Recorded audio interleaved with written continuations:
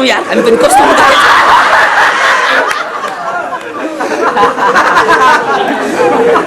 अझ technology develop भएर पछि गएर त्यसमा बाँस पनि जोडेर ल्याइदिनु,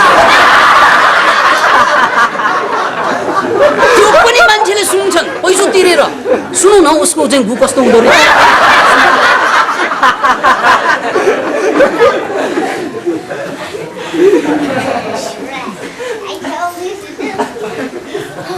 त्यसैले एउटा कुरा हामीले बुझ्नुपर्ने, यो एक जमात मान्छेहरू यसरी शक्तिशाली हुनु र 95% भन्दा बढी मान्छेहरू कमजोर हुनुको पछाडि एउटै कारण दृष्टिकोण।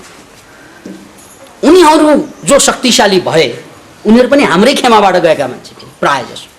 हाम्रो भनेको तल्लो वर्गमा जन्मेका, सानोतिनो व्यवसाय गरेका प्राय जसो त्यही हुन्थे। त्यो राजा महाराजाका छोराछोरी त्यस्तो महान भएको होइनन् ती, त्यस्तो शक्तिशाली भएको पनि होइन। प्राय जसो हाम्रै खेमाबाट गएका। किन गएका त उनीहरू भन्नाले दृष्टिकोण। उनीहरूको दृष्टिकोण विभिन्न कारणले, त्यहाँ कारण धेरै छन्, यस्तो दृष्टिकोण बन्यो जुन दृष्टिकोणले उनीहरूलाई महान बनाइदियो। एउटा ज्वलन्त उदाहरण सुन्नुहोस् है। अहिले रामकृष्ण ढकालको नाम नम्बर 1 मा पर्छ है।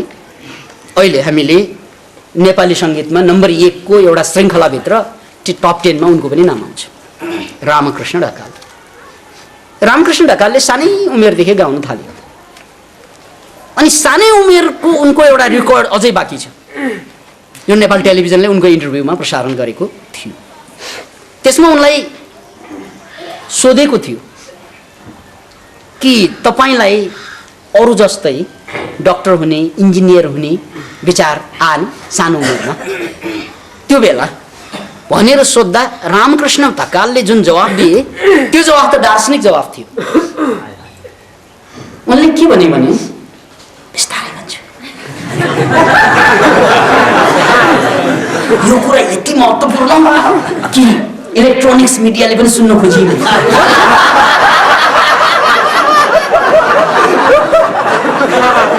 हेर्नुहोस्, अस्तित्वलाई थाहा भइसक्यो। Can you imagine it? No, you can't. Ramakrishna ढकालको जवाफ थियो, हैन, मलाई कहिल्यै पनि डाक्टर इन्जिनियर हुने विचार आएन, म त कलाकार हुनकै लागि जन्मेको। सेन्टेन्स थियो। Can you imagine it? तपाईँ हामी मध्ये एउटा पनि यस्तो मान्छे हो सायदै मात्र भेटिएला यहाँ जसले आफू केको लागि जन्मेको ठोक्न सक्छ। उनलाई त शङ्का लाग्छ, यहाँ हेऱ्यो भने उसको लागि जन्मे जस्तो लाग्छ, यहाँ हेऱ्यो भने उसको लागि जन्मे। हाम्रो बानी त यो छ, तेरै लागि जन्मेको भनेर यहाँ भनिसकेको हुँदैन, तेरो लागि जस्तो छ।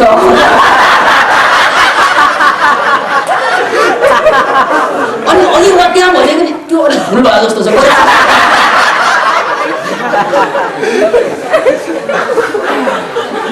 अनि तेस्रो भेट्यो, ओहो म त सपनामा थिएँ, मेरो वास्तविक प्रेयसी त त्यही हो।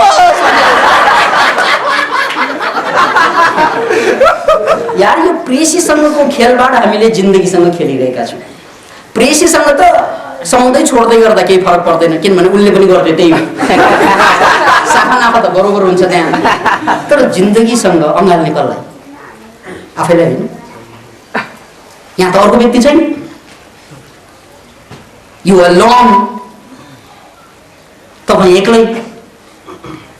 त्यसैले जिन्दगीसँग हामीले पनि त्यही गरिरहेका छौँ। हामीले केही थाहा छैन, म के को लागि शङ्का लाग्छ मलाई, जे देखेँ त्यहीको लागि जन्मे जस्तो लाग्छ।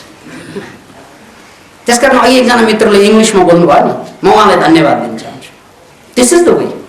भले त्यो पागल पनि लाग्न सक्छ कतिलाई, कहाँ नेपाली भएर नेपालीको माझमा इङ्ग्लिसमा बोल्नु होइन। मलाई इङ्ग्लिस राम्ररी सिक्नु भन्ने मैले अफोर्ड गरिसकेपछि त्यो नगरे के गर्ने? त्यसकारण आई स्याल्युट यु फर द्याट। त्यही हो डिटर्मिनेसन।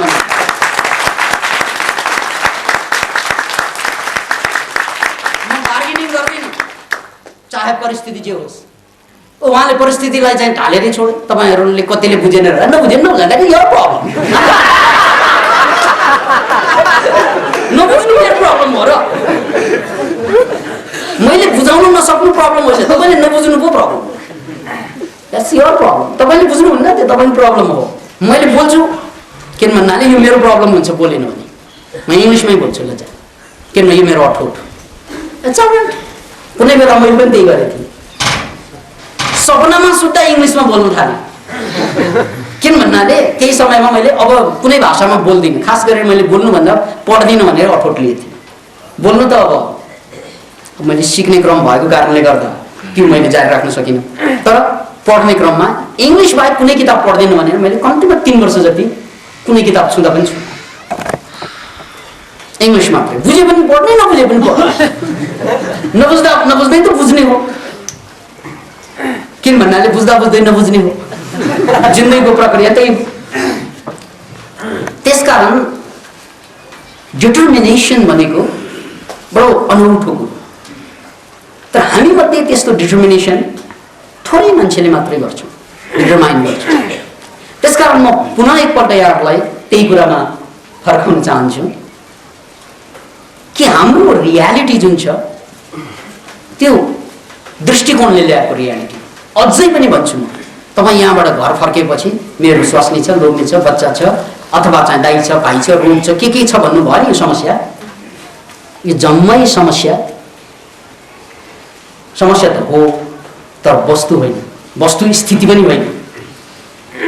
वस्तु भने त वस्तु नै भयो, घटनालाई त वस्तु स्थिति भन्नु पर्यो। त्यो वस्तु स्थिति होइन, त्यो घटना हो, इभेन्ट।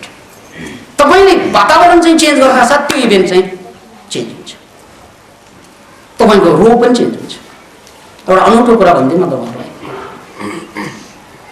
जस्तै अहिले एकदम रोग लागेर अहिले मर्नुला भइरहेको नि, एकदमै सबै डक्टर कहाँ गएँ, केही ठिक भएन। त्यत्तिकैमा चाहिँ ल भगवान् अब तैँले जहाँ लग्नु छ लग्नु, अब म त सिद्धि भनेर मैले कम्प्लिटली आशा छोडिदिएँ। मेरो कुरा गरेको होइन, एउटा घटनाको कुरा छोडिदिएँ। अब मलाई आशा छैन, कहीँ पुग्नु छैन, प्रभु तैँ जानु भनेर छोडिदिने आशा मेरो शरीरमा कम्पन उठ्यो। 10 वर्षसम्म थला परेको बिरामी एकाएक उठ्यो। पछिबाट त उनले आफ्नो रोग चाहिँ हेर्दै निको भयो। त्यति मात्र होइन, त्यही मान्छे गएर पछि विश्वविख्यात हिलर पनि बन्यो। त्यस्ता धेरै घटना छन्। बिरामी पर्दा अब खत्तम भनेर छोडेको है, आफूलाई पनि आशा नलागेको, त्यही बेला उसले जीवनको सबै कुरा छोडिदिए परमात्मालाई, प्रभु अब तै जाने, अब मलाई केही गर्नु छैन। किन भन्नाले मैले गरी रोगी भने, बेसी म्याक्सिमम गरेको यही हो र गर्नुको परिणाम रोग। अब म गर्न छोडिदिन्छु। यदि तँलाई म यो संसारबाट बिदा हुनु ठिक लाग्छ भने त्यो पनि स्वीकार्छु, छोड। त्यतिमा रोग निको भयो। जुन डक्टरले, अस्पतालले, औषधिले गर्न नसकेको कुरा एकाएक भयो। किन? त्यहाँ दृष्टिकोण बदलियो। किन? यो घटना, यो रोग भनेको मानसिक वैचारिक अवधारणाले जन्माउँदो रहेछ भन्ने कुरा बुझ्यो। त्यही कुरालाई योग शास्त्रमा मूलाधार चक्रमा 4वटा प्रोग्राम हुन्छ। त्यो चक्रमा कुण्डलिनी एनर्जी गएर मूलाधारलाई धक्का दिनासाथ त्यो चक्र घुम्छ र त्यो चक्र घुम्नासाथ नै रोगलाई आफै फालिदिन्छ भन्ने कुरा शास्त्रमा छ। त्यो भनेकै के त भन्नाले रोग निको पार्ने मेकानिजम त भित्रै हुन्छ, इम्युन सिस्टमको रूपमा होस् या स्ट्यामिनाको रूपमा होस्, सबै भित्र छ। त्यसलाई चलाउनको लागि वातावरण चाहिन्छ। वातावरण चाहिँ औषधिले पनि बनाउन सक्छ र मानसिकताले पनि बनाउन सक्छ। Change your mind and everything is change. त्यसकारण मेरो जीवनमा कुनै समस्या नै छैन भनेर छाङ्ग बुझ्न सक्नु। अब त्यो बुझ्नु भनेको शब्दले बुझ्दैन, प्र्याक्टिस गर्नुपर्छ। त्यसैले हामीले आज दीक्षित भएका साधकहरूलाई भोलिबाट उनीहरू भिक्षा माग्न जान्छन्। जाऊ भिक्षा मागेर खाने हो 1 हप्ता, यो प्र्याक्टिसको लागि। अब यहाँ गाउँमा कोही पनि चिन्दैन उनीहरूले। हामी सुरुमा बस्न आउँदाखेरि पनि त्यही थियो। कलेजका विद्यार्थीहरू होलान्, कोही टिचरै होलान् है। उनीहरूले गएर कहिले जिन्दगीमा नमागेका मान्छेहरूले माग्न जानु भनेको त साह्रै गाह्रो। कतिलाई त गाली गरेर पनि ल्याउँछ, कतिले त लखेडेर पनि ल्याउँदो, के होला संसारमा हो। तर जाने भिक्षा माग्नु। अहिलेसम्म हाम्रो विचार के त भन्नाले मैले भिक्षा माग्नु हुँदैन होइन, के भिक्षा माग्नु अपराध हो, गल्ती हो। अनि बुद्धले किन माग्नु?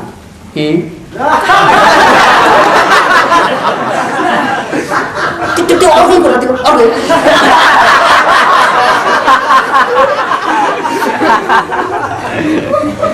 त्यसकारण म पनि अर्कै कुरा गर्दैछु भनेर बुझ्नु पर्यो। याद राख्नुहोस्, त्यसकारण भिक्षा माग्नु कुनै अपराध होइन। भिक्षा केका लागि मागिन्छ त्यसले अपराध हो कि होइन थमिन्छ। इभन तपाईँले भिक्षा नमाग्नु पुरुषार्थ गर्नु जागिरै खानु पनि केका लागि भन्नाले सन्तान पाल्नुको लागि हो भने तपाईँ भेडा बाख्रा हुनुहुन्छ। किन भन्नाले भेडा बाख्रा जस्तै बच्चा बच्चीलाई हुर्काउनुको लागि जागिर खाइरहेको छ भने भेडा बाख्रा र ममा के गर्नु भयो? राम्रै काम गरे पनि उद्देश्य सानो भयो भने भेडा बाख्रै हो। सानो उद्देश्य लिएर बाँच्नु पनि अपराध हो भन्ने यही हो। तर उद्देश्य महान छ भने मागेर खानु पनि महान हुन्छ। बुद्धले त्यही गरेका थिए। तर उद्देश्य के हो? For what? त्यसकारण हामीले उद्देश्यलाई ठम्याउनु। उद्देश्य सानो छ भने जागिर खाएर बसेर के खुसी भइरहेको छ, बोका भइरहेका छ। त्यही 5% मान्छेलाई उचाल्नको लागि काग थापिरहेका छौँ। अरू गरिरहेका के छौँ?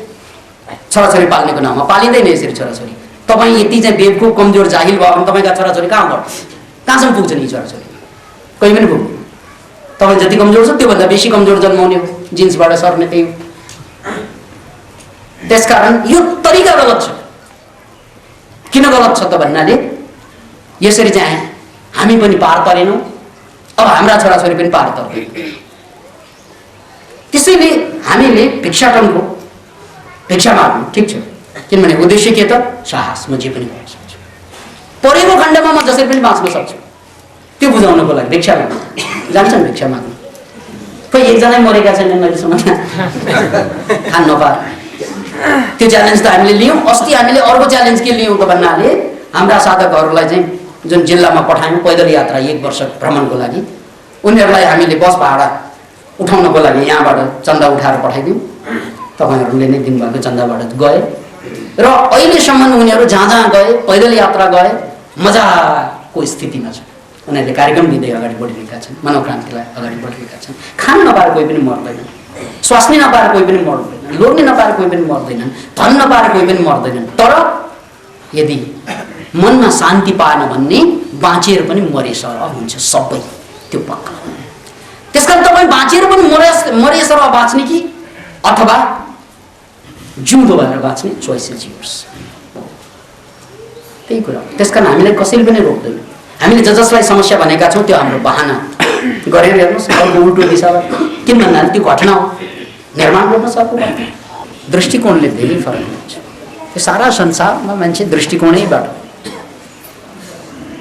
त्यो कुरा बुझ्नुलाई तपाईँको दृष्टिकोणले नदिनु भने दृष्टिकोणै हो फेरि अड्कने दृष्टिकोण पर।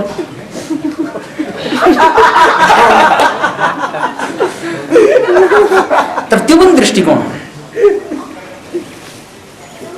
त्यसकारण हामीले जिन्दगीलाई हेर्दाखेरि कोणलाई फरक पारेर हेर्नुपर्छ भन्दै आएको र त्यसैको एक्सपेरिमेन्ट स्वरूप हामीले जीवनमा धेरै कुरा गरेको।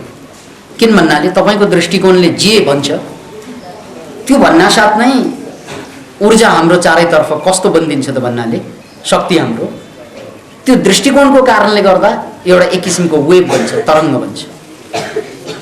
या त नेगेटिभ तरङ्ग बन्छ या त पोजिटिभ तरङ्ग बन्छ। एउटा तरङ्ग बन्छ अनि त्यो तरङ्गले बिस्तारै हामीलाई त्यहीतिर चाहिँ घचेट्न थाल्छ। त्यसकारण दृष्टिकोण चाहिँ बदलिएन भने हामी जीवनमा अगाडि जानै सक्दैनौँ। किन भन्नाले जिन्दगी भनेको दृष्टिकोण।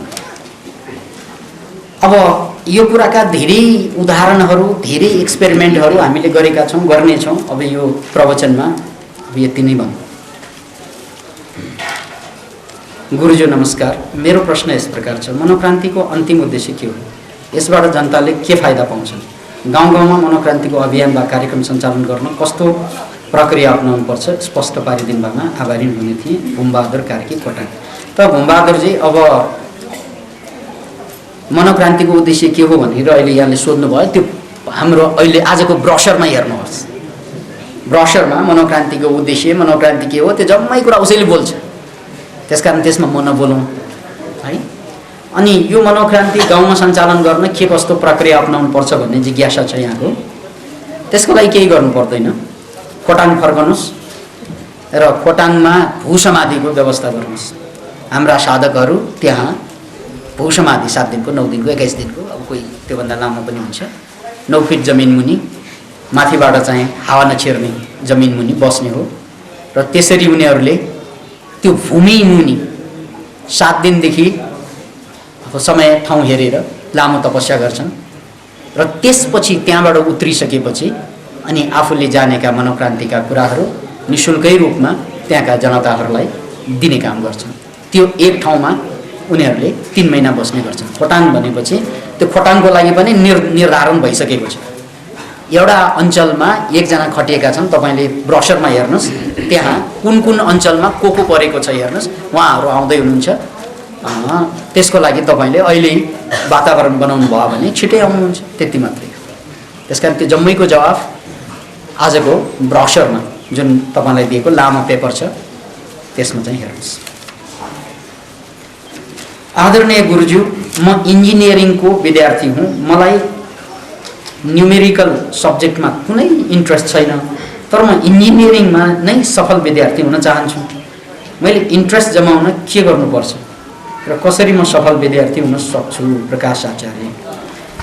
त प्रकाशजी, पहिलो कुरो इन्जिनियरिङ र स्पिरिचुअलिटी भनेको यो मस्तिष्ककै दुईवटा घटना हो।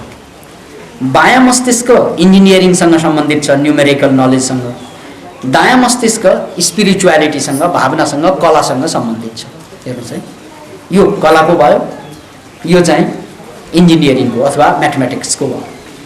अब यो ब्रेन क्रियाशील चाहिँ गर्नु पर्यो भन्ने कुरा हो। त्यो नगरेसम्म अथवा यो ब्रेनले, यो बायाँ मस्तिष्कले काम नगरेसम्म न्युमेरिकल नलेज चाहिँ इन्ट्रेस्टिङ चाहिँ हुँदैन। त्यो स्वाभाविक कुरा हो।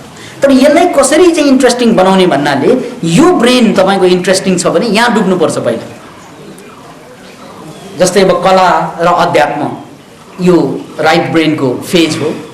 त्यसकारण तपाईँले जुन चिज चाहनु भएको त्यो कला र अध्यात्म हुनसक्छ, त्यसमा कम्प्लिटली डुबिसकेपछि यो ब्रेन कम्प्लिटली चल्न थाल्छ र यो ब्रेन कम्प्लिटली चलिसकेपछि अनि ऊ एक्लै चाहिँ बाँच्न गाह्रो हुन्छ।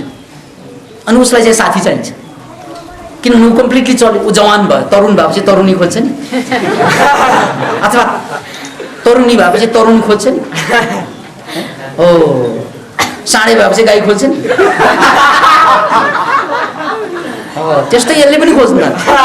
अहिले त हाम्रो मस्तिष्क के त भन्नाले हाम्रो मस्तिष्क विकासै हुँदैन। 3% ब्रेन चलाएर बसेको छ। त्यसकारण ऊ जवान हुन अगाडि नै मर्छ। त्यसैले उसको फुल्ली ब्रेन, जसलाई मल्टिपल इन्टेलिजेन्स भनिन्छ, त्यो मान्छेको थोरै मान्छेमा मात्रै इतिहासमा आयो। मल्टिपल इन्टेलिजेन्स थोरै मान्छेमा मात्रै छ। आम जनतामा त इन्टेलिजेन्सै देखाउँदैन, भएको कुरा पनि विभिन्न कारणले छुपाइदिन्छ। मल्टिपल इन्टेलिजेन्स सम्भावना छ, सबैसँग सम्भावना छ त्यो। त्यसकारण त्यो मल्टिपल इन्टेलिजेन्सको लागि पहिला जुन ब्रेन तपाईँको ओरिएन्टेड छ त्यो ब्रेनबाट यात्रा सुरु गर्नुपर्छ। अनि यो दायाँ र बायाँ मस्तिष्कको सम्बन्ध दायाँ र बायाँ नाकका प्वालहरूसँग पनि छन्। त्यसैले हाम्रो नाकबाट पनि 1 घन्टा दायाँबाट सास लिन्छ, 1 घन्टा बायाँबाट। अहिले पनि हेर्दा एउटा नाक बन्द, अर्को बढी खुलेको हुन्छ। किन त भन्नाले एउटा नाक खुलिरहँदाखेरि एउटा ब्रेन चाहिँ बढी क्रियाशील हुने चान्स हुन्छ, अर्को नाक खुल्दा अर्कै ब्रेन क्रियाशील हुने चान्स हुन्छ। तर नहुनु पनि सक्छ, चान्स मात्रै हो। त्यसकारण ब्रेन यो बायाँ मस्तिष्कको दायाँ पार्टसँग, दायाँको बायाँ पार्टसँग। अनि एउटा रमाइलो कुरा यहाँ भन्नुपर्छ, हामीसँग 2 कुरा छन्, इन्टेलेक्ट एन्ड इमोसन। यो दायाँ मस्तिष्क भनेको इमोसनल छ, यो इन्टेलेक्चुअल छ, यो लजिकल छ, म्याथमेटिकल छ, यो इमोसनल छ, स्पिरिचुअल छ। इमोसनै स्पिरिचुअलिटी बन्ने हो। मैले चाहिँ यो आत्मकथाको, हुन त यो आत्मकथालाई मैले सच्याएको मात्रै हो, मनोक्रान्ति पत्रिकामा आइसकेको एउटा अन्तिममा थपेको छु। त्यसमा एउटा च्याप्टर चाहिँ सबभन्दा पछिल्लो थपेकोमा अब त्यो इमोसनल ऊर्जा, टेस्टोस्टेरोन हर्मोनले दिने, प्रोजेस्टेरोन हर्मोनले दिने ऊर्जा नै कतै सेक्सुअलिटीको रूपमा प्रकट हुन्छ, कतै प्रेमको रूपमा प्रकट हुन्छ, इमोसन भनेको त्यही हो, र कतै कलाको रूपमा प्रकट हुन्छ, कतै स्पिरिचुअलिटी रूपमा पनि त्यही ऊर्जाले काम गर्छ। त्यो सबै एउटै ऊर्जाका रूपान्तरण हो। जसरी करेन्ट निस्केपछि त्यो करेन्टबाट कतै फ्यान चल्छ, चिसो हावा निस्कन्छ, कतै आगो दन्दनी बाल्छ, त्यही हो नि करेन्ट हो। करेन्ट एउटै हुन्छ। त्यस्तै सेक्सुअल ऊर्जाको रूपमा जुन आइरहेको हुन्छ त्यही ऊर्जा कतै चाहिँ एकदम स्पिरिचुअल भएर बस्छ। त्यही ऊर्जा कतै गएर कलाकारिता भएर प्रदर्शन हुन्छ, त्यही ऊर्जा कतै बेवकुफ भएर चाहिँ खालि इमोसनल भएर भाग्छ, यानि इमोसनल्ली मात्रै चाहिँ सेक्सुअल्ली मात्रै एक्सप्रेस हुन्छ कतै। त्यसकारण यो सम्भावना हो, ऊर्जा भनेको सम्भावना। या त तपाईँ चाहिँ पतन हुन्छ यो ऊर्जाको माध्यमबाट, या त उत्थान हुन्छ। तपाईँले कहाँ व्यय गर्ने, बिहे गर्ने भने कि व्यय कहाँ गर्ने, खर्च कहाँ गर्ने, तपाईँको बाटो के हो? तर ऊर्जा एउटै हुन्छ फेरि, इमोसनल एन्ड इन्टेलिजेन्स। त्यसैले हामीले यो बायाँ मस्तिष्क र दायाँ मस्तिष्कको कुरा गर्दाखेरि एउटा इमोसनल छ, अर्को इन्टेलेक्चुअल छ। अनि हामीलाई समस्या कहाँनिर आउने त भन्नाले हाम्रो बायाँ मस्तिष्क चलेको बेलामा चाहिँ हामी एकदम तर्क लगाउँछौँ, बुद्धि लगाउँछौँ। दायाँ मस्तिष्क चल्यो भने फेरि फिटिकै बुद्धि आउँदैन, फिलिङ मात्रै आउँछ। या त रिसको रूपमा फिलिङ आउँछ भन्ने, या त प्रेमको रूपमा वाह भन्ने, फिलिङ मात्रै जान्छ कि। दायाँ चल्दा फिलिङले काम गर्छ, बायाँ चल्दा इन्टेलेक्टले काम गर्छ, बुद्धिले, तर्कले मात्रै काम गर्छ। अब यो तर्क मात्रै चल्दाखेरि के हुन्छ त भन्नाले उनले रसपूर्ण कामै गर्दैन। कसैले आई लभ यु भने पनि कति फाइदा हुन्छ भनेर सोच्नु,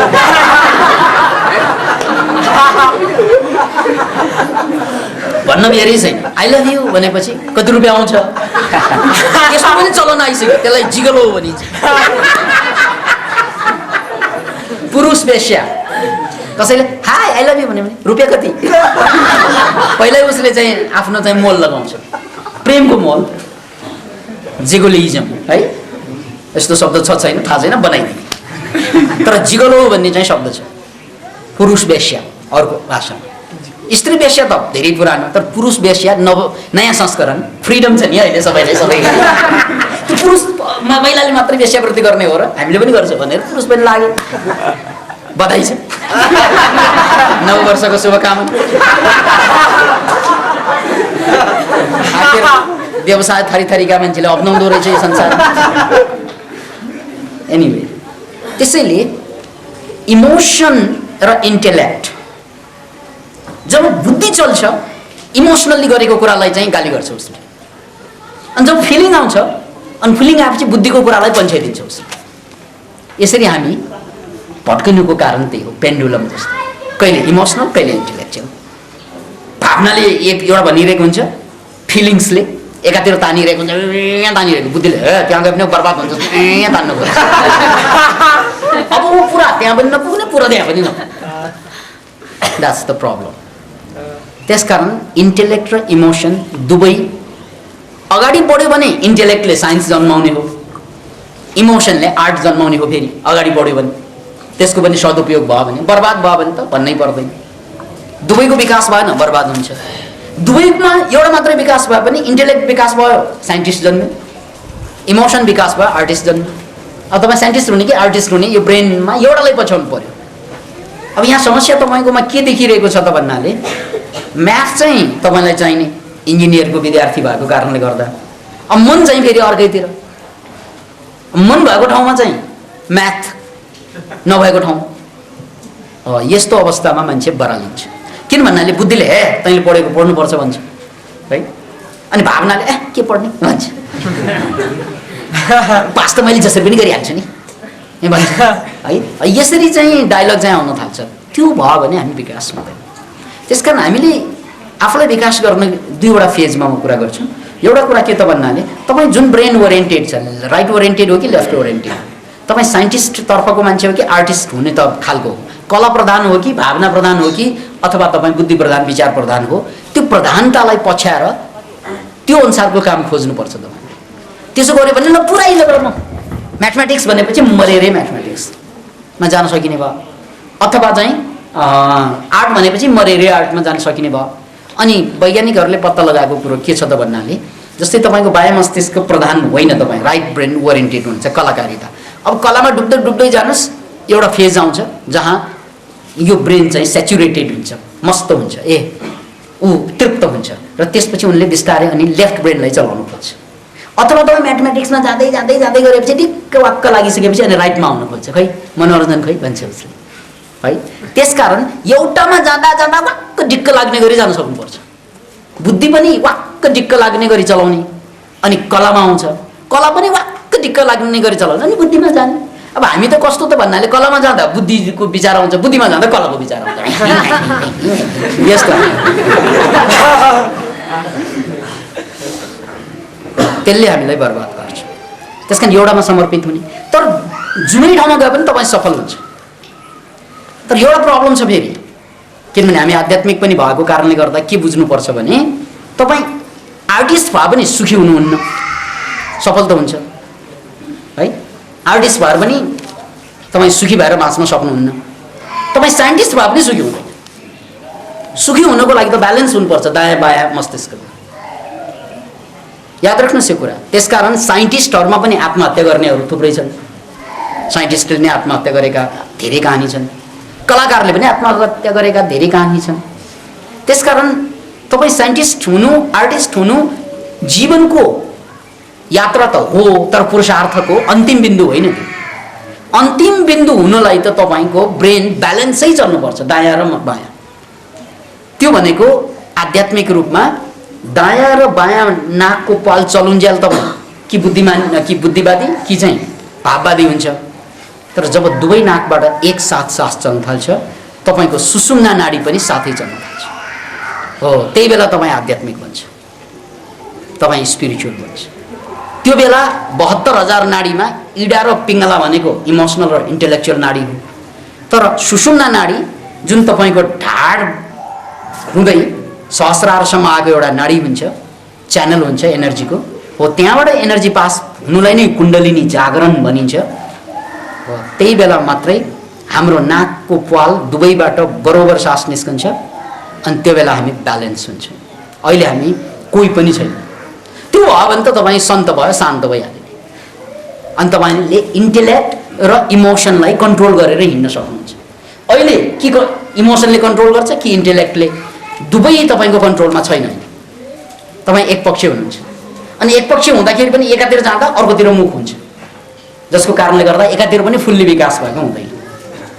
त्यस कारण मैले यहाँ दुईवटा कुरा भने, गडबड नगर्नुहोस्।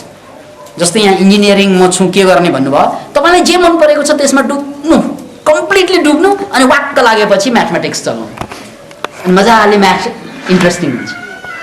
जहाँ तपाईँलाई इन्ट्रेस्ट लाग्छ त्यहाँ पहिला डुब्नु, मरेर डुब्नु, ल यही हो सर्वस्व।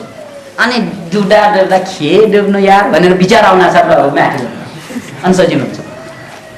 अथवा यसको उल्टो पनि सही हो, तपाईँहरूमध्ये कलाकार प्रवृत्तिका मान्छे हुनुहुन्छ भने कलामा डुब्नु, मुझे आई ना जग से लाज, मैं इतना जोर से नाची आज के तुमरे डुब गए भने जस्तै एक्सट्रिममा गइसकेपछि अनि वाक्क दिक्क लाग्छ, अर्कोमा जान सजिलो हुन्छ। यो एउटा यात्रा। तर योभन्दा माथि पनि जानुपर्छ पछि गएर। त्यो भनेको आध्यात्मिक यात्रा हो, जहाँ दायाँ नाक र बायाँ नाक दुवै सास एकसाथ चल्न थाल्छ र त्यो बेला मात्रै जिन्दगी ब्यालेन्स हुन्छ। तपाईँ त्यो बेला मात्रै धनी हुनुहुन्छ। आदरणीय गुरुज्यू, म इन्जिनियरिङको विद्यार्थी हुँ, अघि नै पढिसकेँ। पूजनीय गुरुदेव प्रणाम। गुरुदेव समक्षको जिज्ञासा यस प्रकार छ, हालसम्म अलमलमा नै जिन्दगीका वसन्तहरू बित्ने क्रम जारी छ। यसै परिप्रेक्ष्यमा आफूमा भएको जन्मजात गुण पहिचान गर्ने सही बाटा केही भए प्रस्तुत पारिदिन विनम्र अनुरोध गर्दछौँ। धीरजदेव राजविराज। अरे यार पैसो छ, मलाई ब्याज आउने ठाउँ चाहिँ बताइदिनु भए धन्य हुन्थ्यो भने जस्तो। ए लगानी गर्न यार, लगानी जहाँ गरे पनि हुन्छ। जुनै ब्याङ्कमा कुन ब्याङ्कमा गर्ने क्या त्यो सोध्नै पर्दैन। जुनै ब्याङ्कमा गरे पनि हुन्छ, ब्याज आउँछ। फाइनेन्समा गर्नु अझ बेसी आउँछ।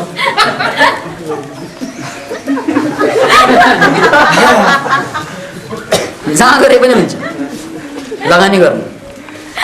अब तपाईँको समस्या के त भन्नाले जिन्दगी एउटा छ, त्यो पैसो भयो तपाईँको पुँजी, अनि कहाँ लगानी गर्ने थाहा छैन तपाईँ है। अलमलमै जिन्दगी बित्यो। अब योभन्दा पछाडि अगाडि पनि अलमल थियो, पछाडि पनि अलमल नै हुने हो। मलमल त अरूले नै भोग्ने हो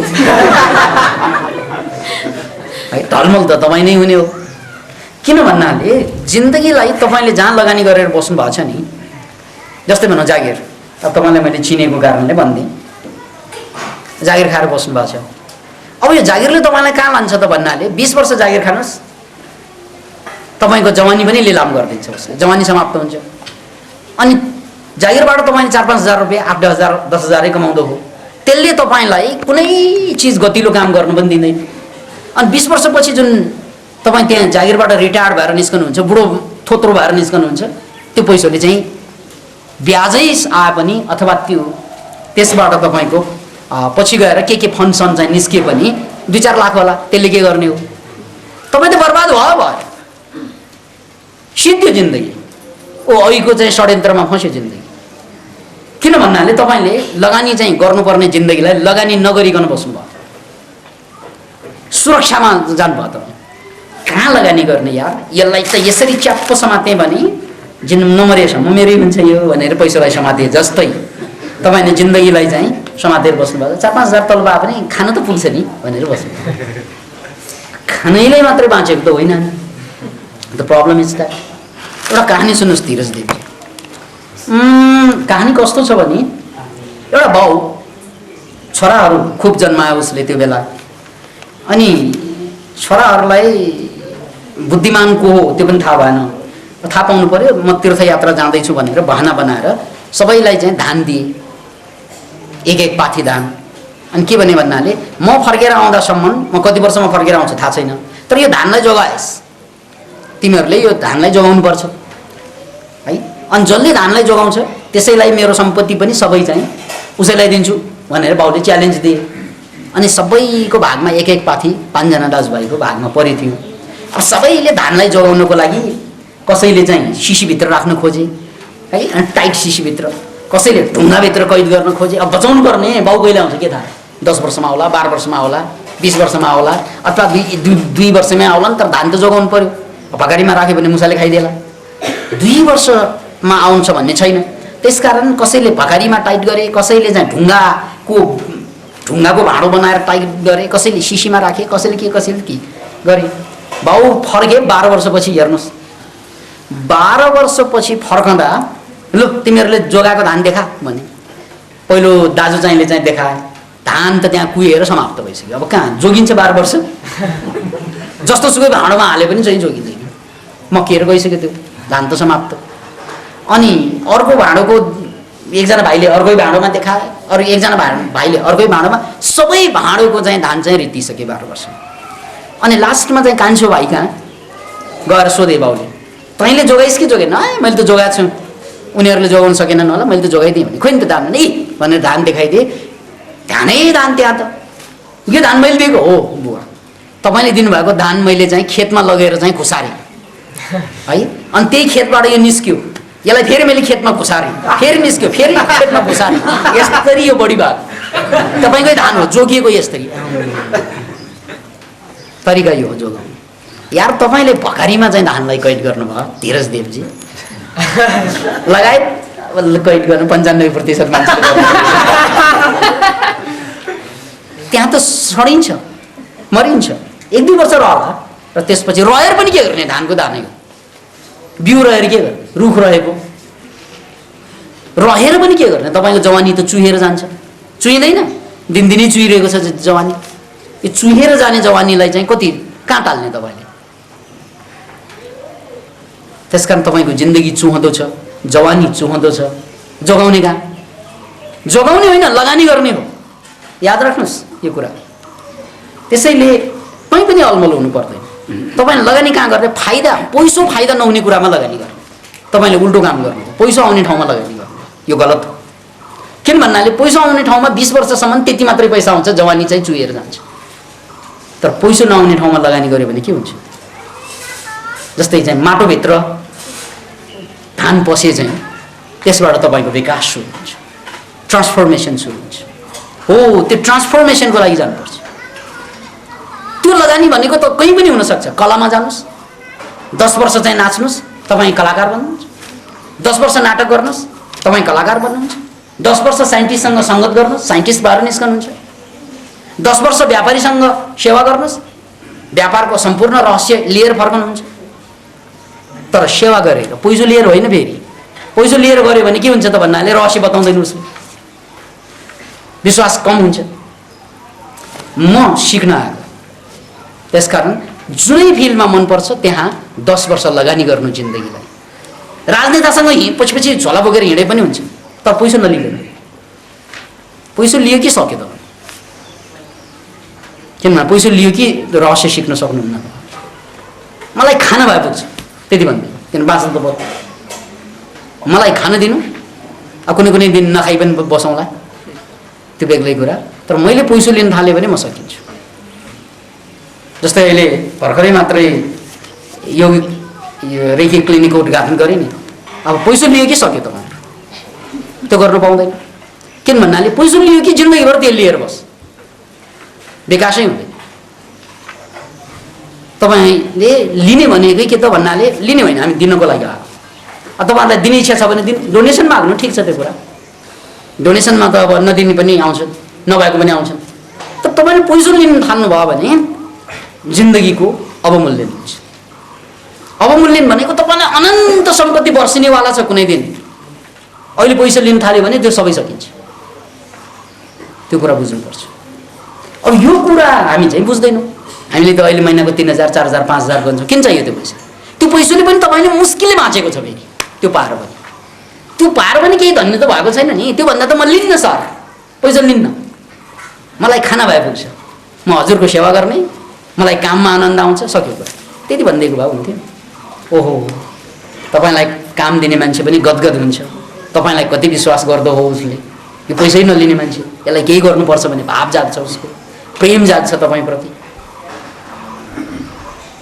सके तपाईँ जहाँ काम गर्नुभएको हो त्यहीकै साउको छोरी नै उसैले दिएला तपाईँलाई।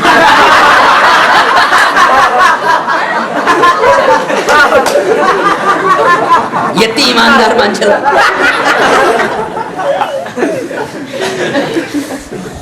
तपाईँले 5000 नलिएको हुन्छ, पञ्चकन्या आइसकेको हुन्छ। यार तपाईँ साह्रै एक पैसा मागेर बस्नु। त्यसकारण म सबैलाई भन्छु, जिन्दगीको 10 वर्ष पैसा नलिई, जहाँ पैसा आउँदैन त्यहाँ काम गर्नु।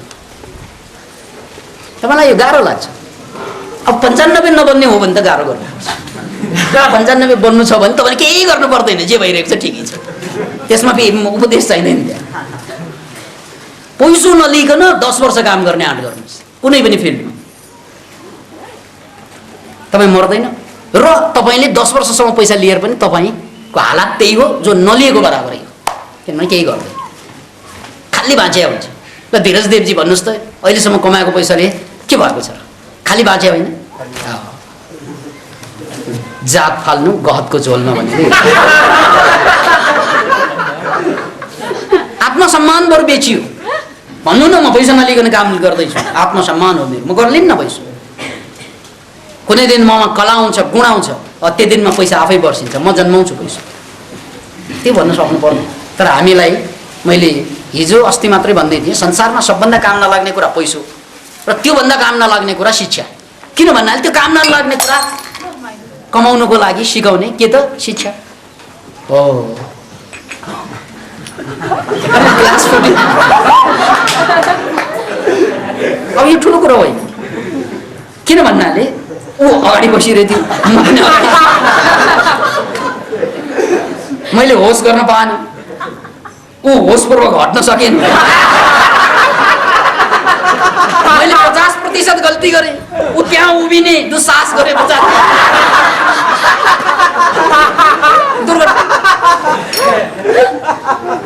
यस्तै हुन्छ, हामी सबै बर्बाद।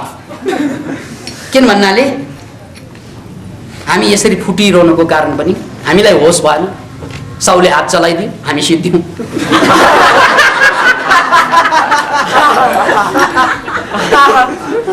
साउले वान्टेड निकाल्यो, हाम्रो जवानीले लामो भएको त त्यही।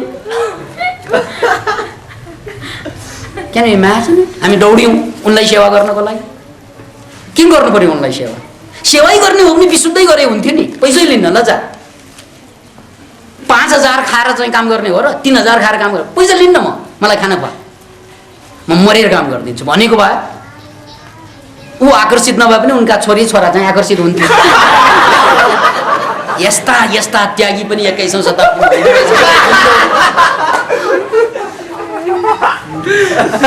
अनि त तपाईँले लाख करोडको विश्वास गर्नु पर्यो, यो पैसै नलिनलाई विश्वास गर्नु पर्यो, विश्वास गर्छ तरिका त यो हो नि यार तपाईँ उल्टो फस्नु भयो लौ धीरजी अब जहाँ लगानी गरे पनि हुन्छ पैसो नआउने तर ज्ञान आउने ठाउँ है पैसो नआउने ज्ञान पनि नआउने ठाउँमा नगर्नु फेरि यस्तो पनि ठाउँ छ फेरि पैसो पनि नआउने गाँठ बि गुमाना बेवकुफी पनि त्यो पर्यो भने त यही ठिक फेरि कतिले त केही पनि गरिरहेको छ पैसो पनि आउँदैन पैसो गाँठ के अरे केही पनि हुँदैन ल कुकुर जस्तै है फुर्सद पनि छैन काम पनि छैन फुर्सद पनि छैन एकजनाले हिजै मात्रै भन्दै थियो फुर्सद पनि छैन काम पनि छैन आफू कुकुर पनि होइन भन्छ समस्या पर्यो उसलाई तीनवटा समस्या एउटा काम छैन समस्या भयो बेरोजगार फुर्सद छैन अर्को समस्या अनि तेस्रो समस्या काम पनि छैन फुर्सद पनि छैन भने कम्तीमा कुकुर भइदिएको भए हुन्थ्यो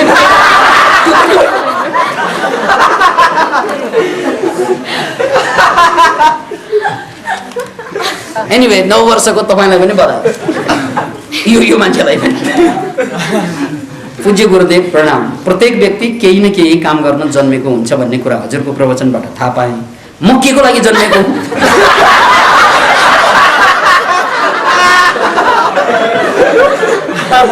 कस्तो टेक्निक अपनाउनु पर्छ आफ्नो सबकन्सियस माइन्डलाई कसरी सोध्न सकेला सठिक उत्तरको आशा राख्दछु दिपेन्द्र रावल साथीहरू कैलाली त बन्धुहरू अब कैलाली भएकोले अलि टाढा भयो होला यहाँहरूले हाम्रो रेडियो प्रोग्राम यहाँ चल्छ किताब सिताब पनि यहाँ पाइन्छ अघि यसकै लागि हामीले धेरै किताब निर्माण गरिसकेका छौँ त्यसमध्ये सबभन्दा इम्पोर्टेन्ट किताब भनेको तपाईँले अहिले पढ्नुपर्ने किन भन्नाले सबै जवाफ मैले दिन सक्दिनँ अहिले पढ्नुपर्ने माइन्ड पावर अनि विचार क्रान्ति यो दुईवटा किताबलाई तपाईँले दुईपल्ट पढ्नुहोस् त किन भन्नाले माइन्ड पावरले तपाईँलाई प्राथमिकता सेटिङ प्रायोरिटी सेटिङ चाहिँ कसरी गर्ने बताउँछ र विचार क्रान्तिमा धेरै किताब छन् त्यसमध्ये असम्भव भन्ने केही छैन भन्ने पनि छ त्यसकारण यो किताब चाहिँ पढ्नुहोस् र त्यसबाट पनि तपाईँले आफ्नो समस्याको समाधान पाउनु भएन भने अर्को शनिबार सठिक प्रश्न सोध्नुहोस् श्रद्धेय गुरुजीमा सादर दण्डवत 2064 को मङ्गलमय शुभकामना म अहिले अध्ययनरत छु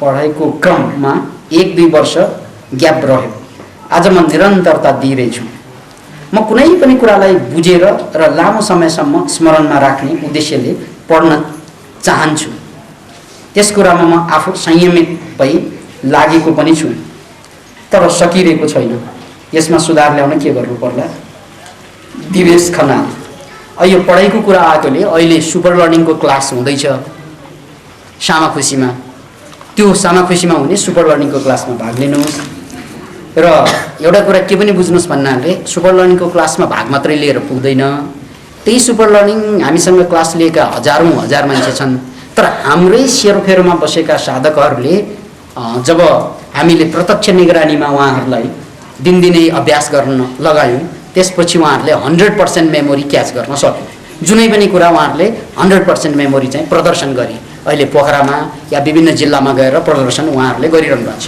त्यही खुबी चाहिँ निकाल्नको लागि तपाईँले पनि सामाखुसीमा हाम्रा साधक चाहिँ योगेश्री छमजी खटिनु भएको छ त्यहाँ गएर कार्यक्रममा भाग लिनुहोस् र त्यसपछि पनि उहाँहरूले सिकाउनु भएका कुरालाई त्यहाँ हामीले निःशुल्क योगको यो पनि यहाँहरूलाई थाहा होला नहोला नभएकाहरूले थाहा लिनुहोस् भोलिबाट त्यहाँ निःशुल्क योग कार्यक्रम हामीले सञ्चालन गरेका छौँ त्यो योगमा भाग लिन सक्नुहुन्छ र आफूले सिकेका कुरालाई बारम्बार उहाँसँग फेरि रिफ्रेस कोर्स चाहिँ लिन सक्नुहुन्छ यो यी कार्यक्रमको लागि सामाखुसीलाई हामीले अब पुनः चाहिँ सेन्टर बनाएका छौँ किनभने अब मनोक्रान्तिको तेस्रो चरणमा हामीले सकभर हामीले सकुन्जाल सबै कार्यक्रमलाई जनताको लागि निःशुल्कमा लैजान खोजिरहेका छौँ तर अहिलेसम्म पनि हाम्रो कुनै पनि आर्थिक स्रोत नभएको कारणले गर्दा केही क्लासहरू हामीले सशुल्क गरिरहेका छौँ तर योगलाई हामीले निःशुल्क घोषणा गरिसकेका छौँ त्यसको लाभ लिनको लागि यहाँहरूले सामाखुसीमा भेला हुनुहोस् र गुरु ऊर्जा उत्सव 4 गते पनि फेरि पनि हुँदैछ अघि हाम्रा साथीले एकजना सिन्धुलीबाट आउनुभएका साधकले भन्नुभएको जुन साधना हो त्यो रेकी ऊर्जा प्रक्षेपण होइन, उहाँले चाहिँ बुझ्नु भएन। सायद चाहिँ हाम्रा साथीहरूले पनि बुझ्नु भएन होला। रेकी ऊर्जा भनेको हिलिङ ऊर्जा हुन्छ, सूक्ष्म शरीरको यात्रा भनेको त्यो अर्कै प्रकरण छ, त्यो तन्त्रशास्त्रभित्रको विद्या हो। त्यो विद्यालाई हामीले पहिलोपल्ट नेपालमा प्रयोग गर्दैछौँ। नेपालमा भनेको हामीले जानेको नेपालमा है, फेरि अरू साधकहरू पनि होलान्, अरूले पनि गर्दो होलान्, त्यो हामीलाई थाहा छैन। तर मनोक्रान्ति अभियानको यो 15 वर्ष अभियानमा पहिलोचोटि, जसरी भूसमाधि पनि हामीले पहिलोचोटि सुरु गऱ्यौँ यहाँ पछि, अहिले सूक्ष्म शरीर यात्राका कार्यक्रमहरू, जसलाई गुरु ऊर्जा प्रक्षेपण कार्यक्रम भनेर नाम दियौँ, त्यसलाई चाहिँ हामीले सुरु गरिसकेका छौँ। र अस्ति हामीलाई यही प्रश्न पनि आएको थियो कि हामीले पनि गुरुलाई प्रत्यक्ष रूपमा सूक्ष्म शरीरको रूपमा जसरी दर्शन गर्न मिल्छ त्यो दर्शन गर्नु पर्यो। विभिन्न जिल्लामा त्यस्तो घटना घट्यो भने अब काठमाडौँमा हामी विभिन्न ठाउँमा छौँ, त्यहाँ पनि हुनु पर्यो भन्ने कुरा आयो र त्यसैको लागि अब सामाखुसीमा हामीले व्यवस्था गरेका छौँ र त्यसको लागि अलिकति साधनामा डुब्नुपर्ने भएको कारणले गर्दा यहाँहरूले सामाखुसीमा कार्यक्रममा भाग लिनु त्यस अर्थमा पनि आवश्यक भयो। र यसलाई म पुनः चाहिँ भन्न चाहन्छु, ऊर्जाका धेरै अवस्थाहरू हुन्छन्। त्यो कुरालाई बुझाउन हामी वैज्ञानिक युगमा बाँचेको कारणले गर्दा धेरै सजिलो पनि छ। जस्तै वेबको कुरा गर्ने हो भने यो रेडियो वेब पनि वेबै हो र हामीले चाहिँ त्यो खोल्नासाथ रेडियो बज्छ है, तर रेडियो मात्रै बज्छ, त्यहाँ टेलिभिजन चाहिँ आउँदैन, त्यहाँ चित्र आउँदैन। तर टेलिभिजनको पनि फ्रिक्वेन्सी हुन्छ, त्यहाँ आवाज मात्र होइन चित्रलाई पनि तानिन्छ। अनि यो सूक्ष्म शरीर यात्रा भनेको त्यही चित्र पनि तानिन्छ। त्यसमा धेरै डेफ्टमा गयो भने पहिलो चरणमा चाहिँ ऊर्जाको अनुभव गर्ने हो साधकहरूले, दोस्रो चरणमा डेफ्टमा जाने साधकहरूले गुरुलाई त्यहाँ झलक देख्न थाल्छ, तेस्रो चरणमा चाहिँ फिलिङ गर्न थाल्छ, ट्याक्कै छोएको भए छोएको, तानेको भए तानेको, यावत कुराहरू जुन भौतिक रूपमा घटिरहेको हुन्छ त्यो कुरा त्यहाँ घट्छ। यो कुराको एकदमै साइन्टिफिक वर्णन चाहिँ हाम्रा योगी जो नेपालीमा पनि अहिले धेरै प्रचारमा आउनुभएको छ, परमहंस योगानन्द, उहाँले आफ्नो अटोबायोग्राफीमा चाहिँ लेख्नु भएको छ, जहाँ कि आफ्ना गुरुलाई गुरु बितिसक्दा पनि अथवा धेरै टाढा रहँदाखेरि पनि सशरीर चाहिँ भेट्नुहुन्थ्यो। त्यो कुरा हामीलाई पढ्दाखेरि चाहिँ कसो कसो लाग्ने, अथवा यो वैज्ञानिक भएन कि अथवा यो बढी नै भनिदियो कि जस्तो शङ्काहरू हामीलाई लाग्थ्यो। त्यो ज्ञान पनि ज्ञान नै हो र त्यस्ता थुप्रै ज्ञानहरू मनोक्रान्ति अभियानमा यो म्याट्रिक्स नभएको कारणले हामीले सुरु गर्न पाइरहेका थिएनौँ। त्यसैले हामीले यसपालिबाट सुरु गऱ्यौँ र त्यसको प्रयोग 3वटा जिल्लामा गऱ्यौँ, जुन हामीले 2वटा रेडियोमा पनि भनिसकेका छौँ, ताकि चाहिँ नेपाली जनताले बुझुन् कि अब हामी त्यो अवस्थामा छैनौँ जुन अवस्थामा हिजो थियो। हामीले आफूलाई मात्रै अगाडि ल्याएको होइन, हामीले नेपालको आध्यात्मिक इतिहासलाई अगाडि ल्याएका छौँ। किन भन्नाले यस्तो कुरा पहिला भएको सामूहिक रूपमा त कम्तीमा भएकै छैन। अब व्यक्तिगत रूपमा त कसले के गर्दो होला त्यो बेग्लै कुरा, तर यसरी समाचार बन्ने गरी, यसरी न्युजमा आउने गरी, यसरी चाहिँ सामूहिक प्रयोग भएको थिएन र त्यसलाई चाहिँ हामीले प्रयोगमा ल्याइरहेका छौँ। र त्यही सन्दर्भमा मैले लामो प्रवचन योभन्दा अगाडि पनि दिएको थिएँ, त्यसैलाई आजको भिसिडीमा पनि सङ्गेटिएको छ कि सूक्ष्म शरीर यात्रा भनेको के हो र त्यसबाट कुन कुन जिल्लामा कस्तो प्रतिक्रिया भयो। हामी यहाँ थियौँ शरीर, भौतिक शरीर, तर त्यसले चाहिँ कुन कुन जिल्लामा ऊर्जाका अनुभव गरे, कुन कुन जिल्लाका साथीहरूले सशरीर नै अनुभव बटुले, कतिले दर्शन गरे, त्यो व्यवहार चाहिँ हामीले चाहिँ फोन मार्फत पनि पाएका छौँ, रेडियो मार्फत पनि पाएका छौँ र त्यसलाई हामीले प्रवचनको मार्फत दिएको छौँ। यो कुरालाई अझै बुझ्नको लागि यो भिसिडी आज विमोचन भएको भिसिडी हेर्न सक्नुहुन्छ। र यो कार्यक्रमपछि अब हाम्रो दोस्रो फेज भनेको तपाईहरू जुनै जिल्लामा बस्नु भए पनि या भारतको कुनै कुनामा या संसारको कुनै कुनामा बस्नु भए पनि हामीले यहाँबाट यो सूक्ष्म शरीर यात्राबाट तपाईहरुसम्म ज्ञानको प्रसारण गर्नेछौँ र यो हामीले नयाँ चरण थालिसकेका छौँ र यसको दोस्रो प्रयोग अब आउने 4 गते सुरु गर्दैछौँ। काठमाडौँका साथीहरू त्यसको लागि पनि सामाखुसीमा भेला हुन सक्नुहुन्छ। आदरणीय गुरुदेवमा प्रणाम। गुरुदेव, मलाई विगत केही वर्षदेखि आफूसँग वाद विवाद भएको मान्छे झट्ट देख्दा समूहमा बोल्नुपर्ने हुँदा त्यस्तै आफूलाई मन नपर्ने परिस्थिति आइपर्दा मेरो मुटु ढुकढुक गर्न थाल्छ। यसरी मुटु ढुकढुक हुनु मेरो मुटुको कमजोरीको कारणले हो वा मेरो मानसिक कमजोरीले गर्दा त्यस्तो भएको हो। त्यस्तै विगत केही वर्षदेखि मलाई सास फेर्न नपुगे जस्तो हुन्छ।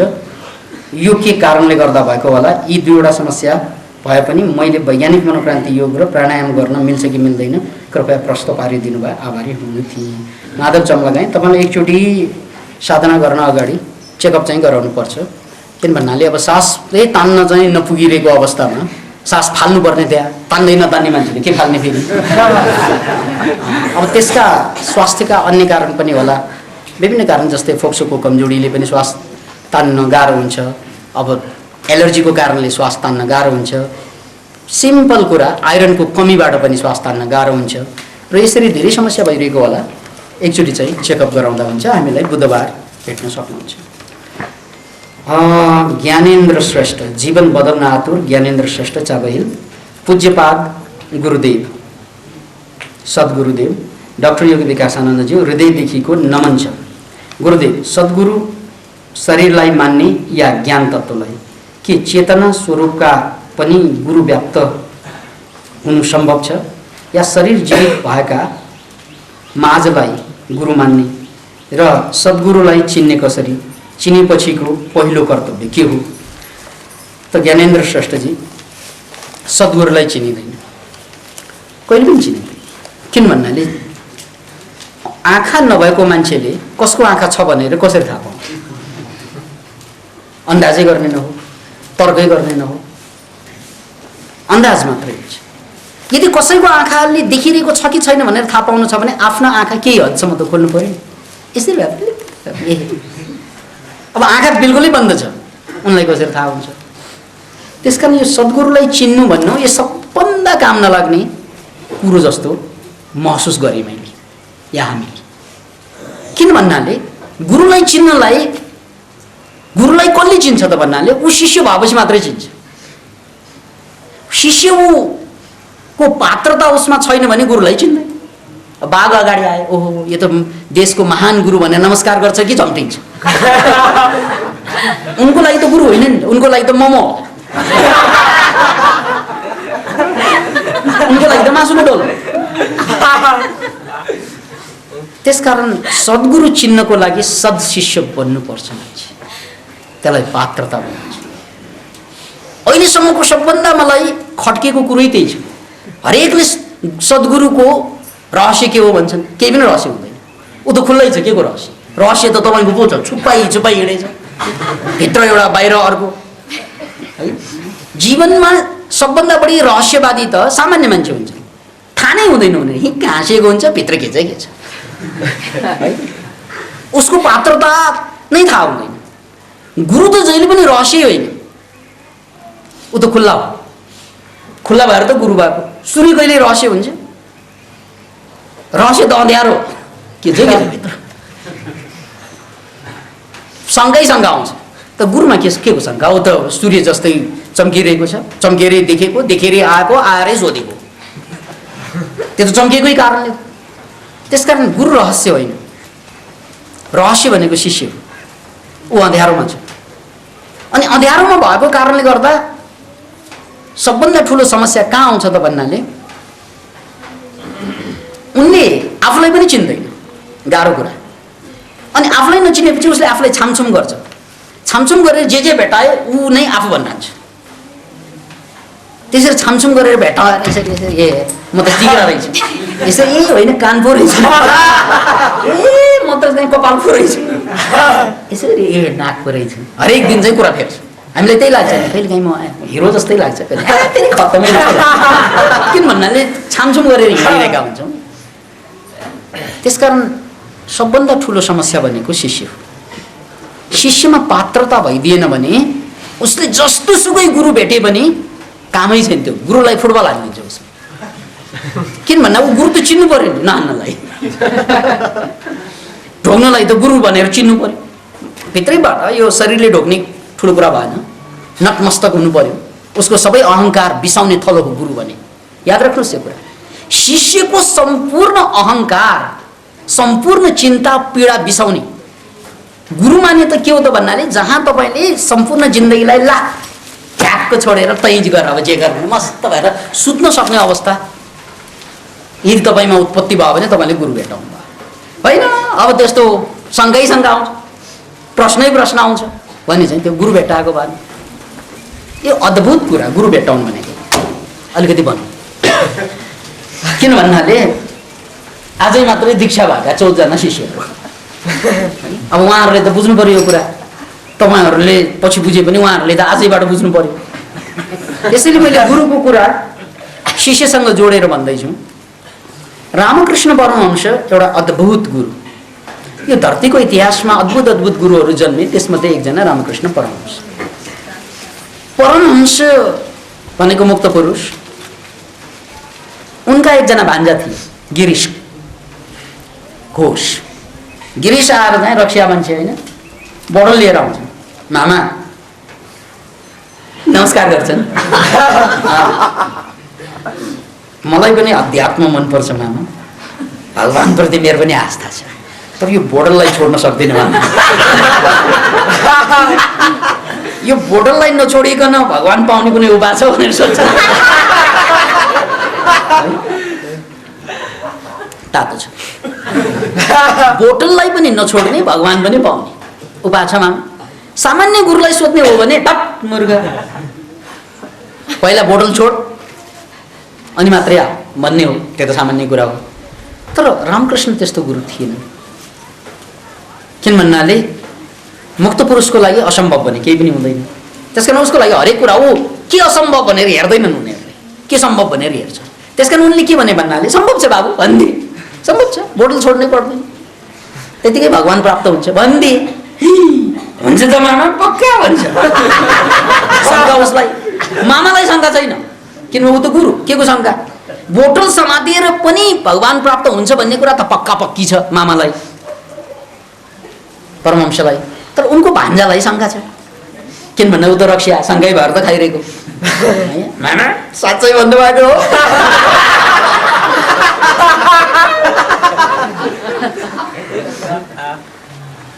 साँच्चै भनेको बाबु, आजबाट तिमीले चाहिँ रक्सीको बोटल समाउँदा या चाहिँ प्याला समाउँदा या ग्लास समाउँदा जहिले पनि तिमीले सबभन्दा बढी मान्ने या त इष्ट देवता या त गुरुदेव, दुईमध्ये एउटै हुन्छ आध्यात्मिक मान्छेको। के गुरुलाई सम्झ, त्यहाँ ठ्याक्कै देख हेर, कि चाहिँ त्यस्तो गुरु छैन भने भगवान्लाई सम्झ, इष्ट देवतालाई। अब इष्ट देवता त तिमीले देखेकै हुँदैन, पहिलो कुरा त तस्बिर देख्ने हो है। तैपनि अब सद्गुरु न जस्तो कोही मान्छे नलागेसम्म त ठिकै छ, तस्बिर पनि सही, तर जे लाग्छ तिमीलाई त्यही हेर भने। अनि उनले भने त्यति गरे पुग्छ मामा भन्छ, पुग्छ भान्जा गरेर हेर, र ठिकै छ। अब भोलिबाट उनको नियमअनुसार चाहिँ रक्सी फेरि खान थाले, यसरी चाहिँ बोतल खाने आए, खाने। मामाले भन्नुभएको बोतल नछोडिकन पनि भगवान् पाउँछ अरे।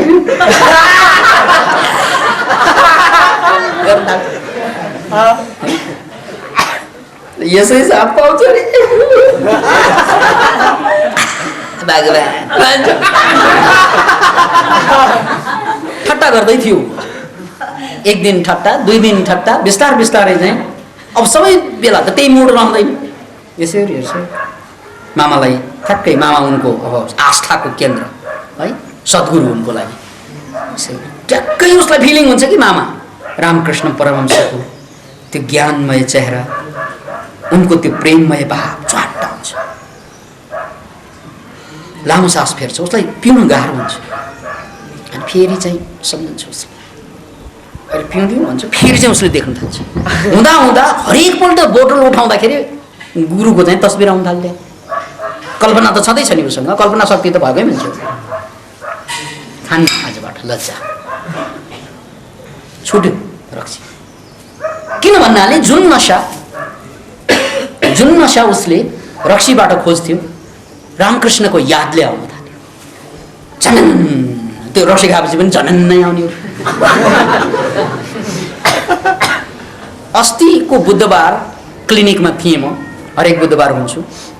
एकजना मान्छे आए, एकदमै चाहिँ कुरा चाहिँ अनौठो अनौठो गर्ने खालको है। च्याट्ट आए, साथीलाई पनि लिएर आए, अब कोही भित्र नभए भनेर च्याट्ट बसेँ है। अनि हजुरलाई देखेर मलाई चाहिँ जीवनको सबभन्दा बढी सुख पाएको दिन जस्तो लागेको छ, यही सबभन्दा खुसीको कुरा हो। म यो कुरा पछि म आफ्नो कुरा सुरु गर्छु, म बसौँ भन्छ। बडा नाटकीय कि मैले बुझिहालेँ यो मान्छे चान्चुन चाहिँ होइन। अब यो नोटै होला, बरु नोट चाहिँ आइसी हो कि एनसी हो कि बाँकी छ डलरै पो हो कि, तर यो मान्छे चाहिँ चान्चुन होइन। किन भन्नाले उसको हावभाव सबै। अनि गुरुदेव मेरै जस्तो समस्या मेरो साथीसँग पनि भएको, तर पैसा नभएकोले मैले उनलाई पनि भित्र छिराएँ सँगै भने। किन भन्नाले मलाई जे भन्यो उसले त्यो सुनेर पनि गर्न सक्छ, पैसा उसँग छैन भन्छ। क्या यार, कति चलाक, कति टेक्निकल मान्छे। यो त चान्चुन त मान्छे होइन त्यो। ठिकै छ बस त भन्नै त बस्नुहोस्। अनि त्यसपछि उनले भने ल पक्नुहोस्, म आफ्नो कुरा परिचय दिन्छु। म विदेश गएर चाहिँ पैसा कमाउनु खोज्दैछु। त्यतिकैमा थाहा भयो मलाई चाहिँ यो हेपाटाइटिस सी लागेको छ, पछि थाहा भयो। अनि यो कहाँबाट लागेको त्यो त मलाई पक्कै थाहा छ, किनभने म सुई लिने गर्छु, त्यो अरू ठाउँबाट आउने कुरै होइन। म खुब लिन्थेँ, मेरो साथी लिएर यस्तो हालत छ, मेरो पनि यस्तै छ। अचेल मैले लिन छोडिसकेँ, तर त्यसको यादमा म रक्सी चाहिँ खाने गर्छु, त्यसको यादमा चुरोट पनि सल्काउने गर्छु, त्यो चाहिँ छोडिसकेँ। त्यसकारण म अब सुध्रिँदैछु। अब हजुर कहाँ आएपछि म सुध्रिन्छु, म ठिक हुन्छु कि हुन्न, पहिला मलाई यो आश्वासन चाहियो। अब सुध्रिने हो भने त्यसको बाटो चाहियो भने ठिकै छ बस्नुहोस् भने। अब त्यो मान्छेसँग मैले इन्टरभ्यू लिनु पऱ्यो। अनि उनलाई भने यार तपाईँ भरापुरा जवान मान्छे, अहिले यस्तो हेपाटाइटिस सी भनेको क्यान्सरसम्म पुर्याउन सक्ने रोग बोक्नुभयो, अब विभिन्न किसिमका सुईहरू हानेर बस्नुभएको भनेर आफैले भन्नुभयो है। अहिले तपाईँ जवान मान्छे, तपाईँको कसैसँग लपसप परेन? अरे गुरुदेव कसैले पत्याएको भए सुईमा जान्थेँ म।